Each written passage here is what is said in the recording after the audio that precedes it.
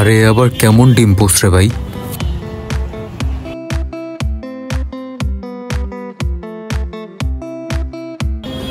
এই কি অবস্থা সবার, আশা করছি অনেক ভালো আছেন এবং কাকার ঝাঁকানোটা দেখছেন।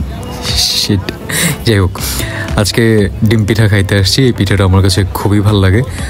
ঢাকার অনেক জায়গাতে পিঠাটা বানায়, তবে আজকে আমি খাইতে আসছি এটা বসুন্ধরা রেসিডেন্সিয়ালে, একদম বসুন্ধরার রেসিডেন্সিয়ালের গেটে।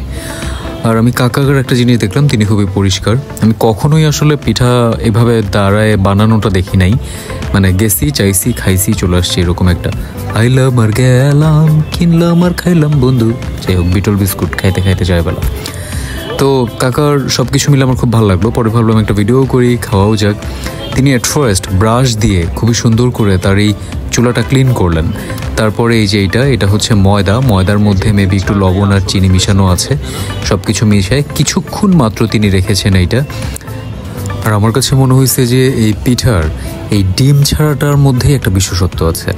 আপনারা নোটিস করবেন যে ডিমটা কিন্তু তিনি এলোমেলোভাবে ছাড়ছেন না, খুব যত্নের সাথে, এবং যে এক সাইডে শুধু তিনি সাদা অংশটা দিচ্ছেন আর এক সাইডে কুসুম, মানে প্রতিটাতেই তিনি তাই করলেন। অ্যান্ড এই জন্য মনে হয় লেয়ারটা অত সুন্দর থাকে। ইভেন অনেকটা যে ডিম পোস্ট করলে কুসুমটা এক জায়গা থাকে না, ওই রকম অনেকটা, মানে গোটা পিঠার, যদিও এটা ডাবল পার্ট হয়ে যাবে, গোটা পিঠার এক সাইডটাতে কুসুমটা থাকে। কাকাকে আমি বেশ কয়েকবার করে বললাম যে কাকা কি কি দেন আসলে এই সাদা এই ময়দাটার মধ্যে। উনি কিছুতেই বললেন না। আই থিঙ্ক এটা ওনার খুব স্পেশাল একটা বিষয়, এরকম একটা ভাব নিয়ে রাখলো কাকা। তো যাই হোক, পরে হালকা করে তিনি লবণ এবং চিনির একটা গুঁড়া করে রাখছেন, সেটা উপর দিয়ে দিয়েছেন যাতে ডিমের উপরে একটা মশলা টাইপ থাকে। কিছুক্ষণ পরপর দেখছিলাম যে উনি এত সুন্দর করে কেটে দিচ্ছিলেন যাতে উঠানো অসুবিধা না হয় এবং লেগে না যায়।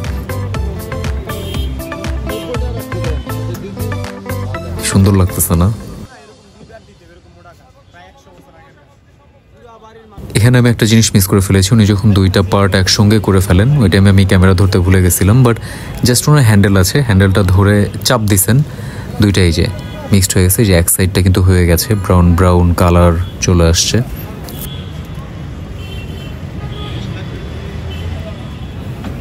এই যে দেখছেন কত সহজে উঠে আসছে এবং কি সুন্দর একটা, মানে বিস্কিট কালার হয়েছে না, দেখতেই খেতে মনে চায় ভাই। আর এই টাইমে কি যে সুন্দর সেন্ট বের হয়েছিল রে ভাই, ওই সেন্টেই মানুষ, মানে আশেপাশের মানুষ খাওয়ার জন্য চলে আসে।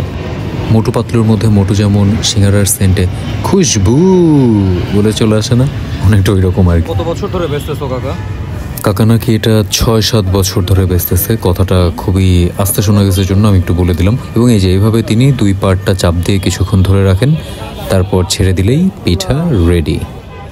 মানে কালারটা কি সুন্দর আসছে, একটা ব্রাউনের মধ্যেখানে একটা ইয়েলো, তার মধ্যে আবার হোয়াইট, মানে ভাই অনেক মজা ছিল। যাই হোক, আর এই গরমটা খাইতে অনেক বেশি মজা। অ্যান্ড আমি একটা জিনিস দেখলাম যে উনি খুব ইজিলি হাত দিয়ে এটা তুলে ফেলতেছেন। তবে হ্যাঁ, তিনি অনেক ক্লিন ছিলেন, বারবার টিস্যু দিয়েই হাত মুছতেছিলেন, খাইতেও দেন টিস্যু দিয়েই।